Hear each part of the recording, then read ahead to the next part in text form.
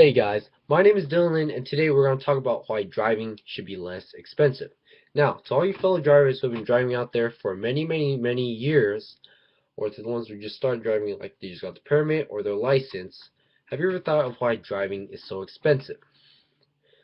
Now, if you look at the past and the future in the present tense, in the past, no one really drove because there's less roads, which means the gas prices were really low, like 10 cents per gallon. The cost of the cars were like $500, like the Model T. Now you look at today, we have insurance, which the agency covers us for all the mistakes, the accidents we've been through or have, so we don't have to pay so much in the end. And we also have high car prices, like Mercedes-Benz, BMW, etc. It goes on and on. It goes all the way to $1 million just for a car. And the gas prices. The gas prices have been risen from to $3 to almost $4, which is a killer to a lot of people. It has impacted so many people that has been kicking off many people off the road from driving. Driving is supposed to be fun, innovative, and a good experience, a good hands-on experience, and a good transportation. It's not supposed to be so expensive to the point that you can't afford it.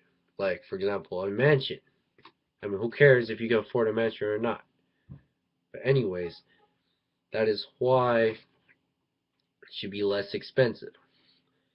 As well as teenagers. Teenagers may have made many mistakes when they're driving at a young age because they don't know what they're thinking, they're clueless, and they can sometimes be clumsy. Like, for example, they get drunk in a car and start driving home, but instead of going home, they go into a tree branch or a pole. More of that has been happening every single year, which increases the amount of the insurance, which is hard for the insurance to catch up because the damages that the teens have made have been higher priced than it's needed. So they have to raise up the price, which is unfair. According to NPR.org, Professor Postlewat from Milwaukee University has said 2 out of 3 African American men in this neighborhood of working age don't have a driver's license and consequently unable to access jobs that are beyond the bus lines. Now, without his driver's license and no bus line, how the hell are you going to get a job?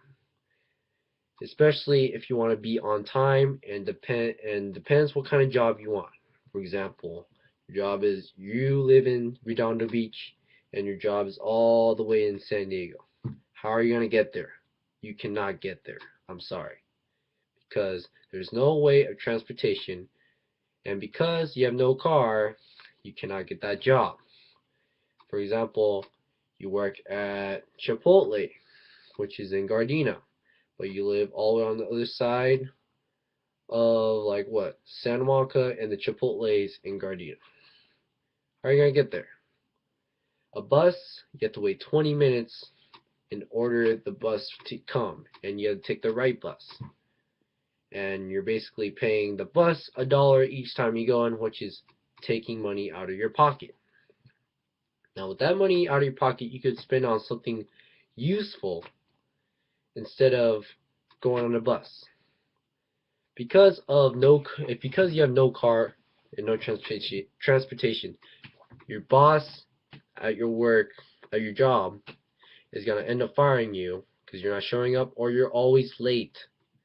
And then after you get fired, you have no money coming in, which is not fair because poor people cannot afford as much things as what rich people can. If you think about it, the more people getting fired just because they don't have transportation and they don't have the money to afford driving, They'll end up on the streets with no home, no food, no nothing. They'll be homeless.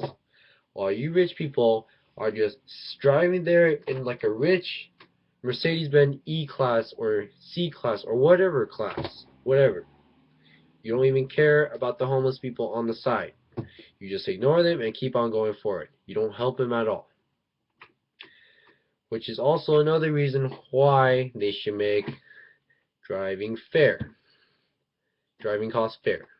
For example, if you keep all the car companies at the same price and let people decide on what brand and what type of detailed specs you want in that car, then it'll make more sense because everybody can afford it.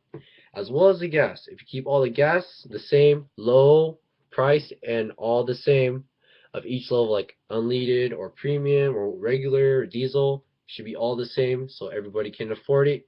It'll be fair. But most people, they don't think about why it should be fair. Like for instance, everybody is stingy. They want all the money and they want to steal basically everything from you, which is not right because